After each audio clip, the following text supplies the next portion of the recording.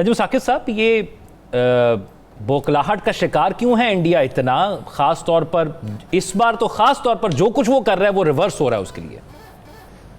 India की बौखलाहट जो है वो उनकी कैलकुलेशंस में नहीं थी। याद रहे कि ये पहलगाम के वाक़े पे नहीं हुआ, ये प्लान बड़ी देर का था, इसमें स्ट्रेटेजिक इनके ऑब्जेक्टिव्स थे और काफ़ी अरसे से ट्रीटी के बारे में, ये जो आपकी सिंतास मुआहिदा है इसके बारे में, फिर उसके बाद ये जो 2019 अगस्त 5 को इन्होंने यूनियन का हिस्सा बना लिया मकबूजा कश्मीर को, फिर उसके बाद अभी ये है कि हमारी असेसमेंट ये कहती है कि नेक्स्ट स्टेप उनका ये है कि अब उन्होंने जो हमारी तरफ का आज़ाद जम्मू एंड कश्मीर है उस पे उन्होंने को क्लेम करने की बातें जो हैं, उनके जो उधर थिंक टैंक्स हैं जो लिखते हैं ना कि ये स्ट्रैटेजी होनी चाहिए और ये इस तरह से होना चाहिए, और फिर वो अच्छा, सबसे पहले तो मैं आपके साथ शेयर करूंगा एक ख़बर जी। ख़बर ये है कि हमारे बहुत ही ज़्यादा शरीफुन्नफ्स वज़ीर आज़म शहबाज शरीफ साहब मोदी सरकार के लिए और दिल्ली में जो हुकूमत है, जो हिंदुस्तान में हुकूमत है, उसके लिए एक नेशनल सिक्योरिटी थ्रेट बन गए। ये देखिए कितनी बड़ी खबर। वो कैसे बन गए? वो इसलिए बन गए हैं कि उन्होंने उनका वो जो ऑफिशियल था ना यूट्यूब, वो जो भी चैनल पे बेचारे वो बातें करते थे मासूम मासूम सी, उन्होंने कहा जी ये तो बंद करे ना। उसके साथ जितने उन्होंने वजीर आज़म के थे और उनके दोस्तों के कुछ 11-12 लोगों के जो कि उनके नज़दीक इस बौखलाहट को और इंडिया ने ये जो एक अजीब सी हरकत की है इसके जवाब में जो भी वो कह रहे हैं, वो चाहते हैं कि हिंदुस्तान के जो अवाम हैं वो उन तक ना पहुँचे। तो ख़बर देखिए कैसी ज़बरदस्त है। होता ये है कि जब जंग होती है ना, मैं बौखलाहट पे भी थोड़ी सी और बात करूँगा, जब जंग होती है तो ये वो जंग नहीं है जो पिछले ज़मानों की होती थी या फॉर इंस्टेंस 2001 ये जो 9/11 से पहले की जंगें हुई हैं। इसमें सबसे पहले बयानिए टकराते हैं, उधर से बयानिया आता है, इधर से बयानिया आता है, फिर उधर से उस स्ट्रैटेजी आती है, इधर से स्ट्रैटेजी आती है। जो पहले जंगें होती थी उसमें स्ट्रैटेजी का तो सिर्फ 1-2 जर्नैलों को पता होता था। इधर क्या देख रहे हैं हम? इधर हम ये देख रहे हैं कि वो बयानिए की जंग तो हार गए, रूस ने, चीन ने, बाकी तमाम ममालिक ने कह दिया, एक तरह की ठाप करा दी कि जी आप किसी किस्म की हरकत ना कीजिएगा। अगर आप कहते हैं कि पहलगाम के वाक़े पे है तो उसकी तहकीक कराएं, और पाकिस्तान ने तो अगले दिन ही कह दिया था जी आइए न्यूट्रल वगैरह करा लेते हैं। अब ये है कि बौखलाहट का आलम ये आ गया कि बयानिए की जंग जब वो हारते हैं तो फिर गुस्सा अपनों पे निकलता है, इसलिए कि वो जो नीचे देखते हैं ना, मुझे बताइएगा एक जर्नैल जब बनता है ना दुनिया में किसी भी जगह पे, एक लेफ्टिनेंट जनरल जब बनता है, बड़ी मेहनत करनी पड़ती है, हुकूमत का, मुल्क का, उसमें बड़ी इन्वेस्टमेंट होती है। 3 अगर आपके लेफ्टिनेंट जनरल आप सैक कर देते हैं, आप उनको निकाल देते हैं, कोई भी वजूहात हैं वो, और वो भी उस वक्त जब आपके जंगी माहौल क्रिएट कर रहे हैं, वॉर मॉन्गरिंग हो रही है, वॉर हिस्टेरिया हो रहा है, अपने जर्नैलों को।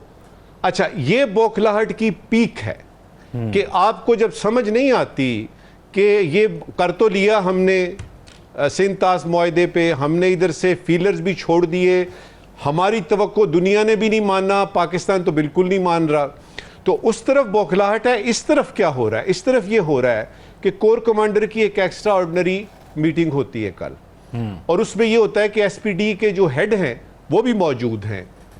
इसमें क्या हो रहा है? देखा जा रहा है कि जी हमने जंग नहीं करनी, हमने पहल नहीं करनी, लेकिन अगर पहल होती है उधर से तो, और यार सीधी सी बात है, मेरे तो एक मिनिस्टर ऑफ इंफॉर्मेशन जो हैं वो रात को आपको कोई 1-2 बातें करते हैं और आप पीछे हट जाते हैं, तो मेरी फौज तक तो बात ही नहीं आनी।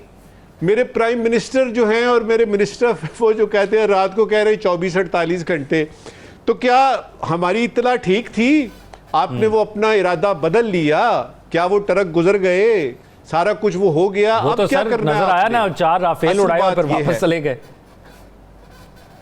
जी। अब ये है कि अभी तो वो बात वहां तक पहुंची नहीं है, अभी तो वो बात वहां तक पहुंची नहीं है, और इंडिया को पता लग गया है कि इस मर्तबा पाकिस्तान के साथ चांस नहीं लेना 3 लेवल पे, बायलैटरल, मसलन सिफारतकारी में तो हमारे यानी हमारे prime minister, deputy prime minister, तमाम सफरा, यहाँ तक होता है कि सिक्योरिटी काउंसिल जो कि पीस एंड सिक्योरिटी का सबसे बड़ा ऑर्गन है इस दुनिया का, उसमें अभी इस पे बात होगी। और इस पे सिर्फ बात ही हो जाना, इस पे सिर्फ गुफ्तगू करनी और इसको एजेंडा बना के बात करना, यही काफी है। ठीक है। बाकी आपकी बात रही कि फैटफ में आप ये कर देंगे और आईएमएफ में ये कर देंगे, उसमें कर देंगे, वो तो पहले भी करते थे आप। आपसे किसी किस्म की भी तवक्को है, लेकिन एक बात तय है ज़ौक कि ये जो बयानिए की जंग थी, ये जो मकालमे की जंग थी, ये जो जज्बा दिखाने की जंग थी, ये किसी किस्म की भी जंग जो असल जंग से पहले होती हैं, वो सारी की सारी अल्हम्दुलिल्लाह पाकिस्तान जीतता हुआ नजर आ रहा है। बिल्कुल ऐसे ही है, और मुझे इस बात की खुशी होती है कि हम बड़े रियलिस्टिक लोग हैं। हम इंडियन मीडिया की तरह या वहाँ के तज्जियों की तरह नहीं बात करते कि सामने नक्शे रख लें और कह दें कि यहाँ से अटैक कर दें, वहाँ से अटैक कर दें। जो काम जिसका है उसने वही करना है, हमारा काम इन्फॉर्मेशन पहुँचाना है, हम वही पहुँचाएंगे, और जिनका काम लड़ना है वो बॉर्डर पर अपनी सिक्योरिटी पर मौजूद हैं, और यही हमारा फ़ख्र है, और उन्होंने हमें कभी मायूस नहीं किया। लेकिन पीजे मीर साहब, एक चीज़ तो है कि ये जो वाइस प्रेसिडेंट साहब का बयान है ये थोड़ा तशवीशनाक है, क्योंकि वो 4 दिन यहाँ पर रह के भी गए, पहलगाम का वाक़या भी तब हुआ, और फिर अब यकतरफा तौर पर वो ऐसा लगता है कि किसी तरह हवा दे रहे हैं इंडिया को, या उनके साथ खड़े हैं कि भाई आप वो पुलवामा की तरह का एक कोई ऑपरेशन कर सकते हैं। देखें, सबसे पहले तो आपने कहा ना हम रिस्पॉन्सिबल हैं, बिल्कुल हम रिस्पॉन्सिबल हैं। इंडिया जो करता है ना, वो जिस तरह लूडो नहीं खेलते या मोनोपोली खेलते हैं, वो उस तरह की वो गेमें खेलता रहता है, उसके पास न सिर न पैर है। अब आप देखें इंडियन मीडिया किस तरह चुप हो गया हुआ है। पहले 5-6 दिन ये तो इस तरह था कि जिस तरह इन्होंने चांद पे चले जाना है, अब इनकी आवाज़ नहीं निकल रही, अब बुलाता ही कोई नहीं है। पहले तो डेली मुझे बुला रहे थे, अब बुलाता कोई नहीं है। ये डिफरेंस क्यों है, ये डर क्यों के? ये इसलिए क्योंकि वो एक स्टोरी है रेड राइडिंग हुड की, the wolf is coming, the wolf is coming. Wolf तो आया ही कोई नहीं, ये आप दौड़ गए। अच्छा, क्राइंग वुल्फ, आप, yes, the crying wolf. So the question है राइजेस, इसकी स्टेटमेंट पे कोई मुझे फिक्र नहीं है। मुझे जो खुशी है इसके अंदर कि चाइना के एम्बेसडर ने खुल के बात की है कि they support Pakistan. Now that is a very reassuring statement from an from a sitting ambassador. तो ये जो चीज़ है, मैं समझता हूँ कि ये हमें इसको आगे लेके जाना और जिस किस्म को राब्ते अभी भी जारी हैं पाकिस्तान जी, राब्ते हमारे सबके साथ जारी हैं। एक क्लैरिफिकेशन बड़ी ज़रूरी है। ये मीर साहब ने बिल्कुल ठीक इंटरप्रिटेशन की है। ये जो वर्ड रिस्पॉन्सिबिलिटी है ना, इसको हम इस तरह भी ले सकते हैं कि अगर एक वाक़या पेश आता है, हिंदुस्तान कहता है दहशतगर्दी का वाक़या है, पाकिस्तान कहता है कि नहीं है, तो पाकिस्तान की ये रिस्पॉन्सिबिलिटी बनती है। ये देखिएगा मैं क्या कह रहा हूँ, पाकिस्तान की ये रिस्पॉन्सिबिलिटी बनती है, जो मेरे नज़दीक उन्होंने जिस रिस्पॉन्सिबिलिटी का जिक्र किया है कि अगर इसकी तहकीकात होती हैं तो to the extent possible Pakistan मदद करे। मीर साहब, yes. तो इसके 2 मतलब निकलते हैं, क्योंकि अगर तो सिर्फ उनकी होती बात तो वो कहते जी पाकिस्तान रिस्पॉन्सिबल है, पाकिस्तान को ये चाहिए।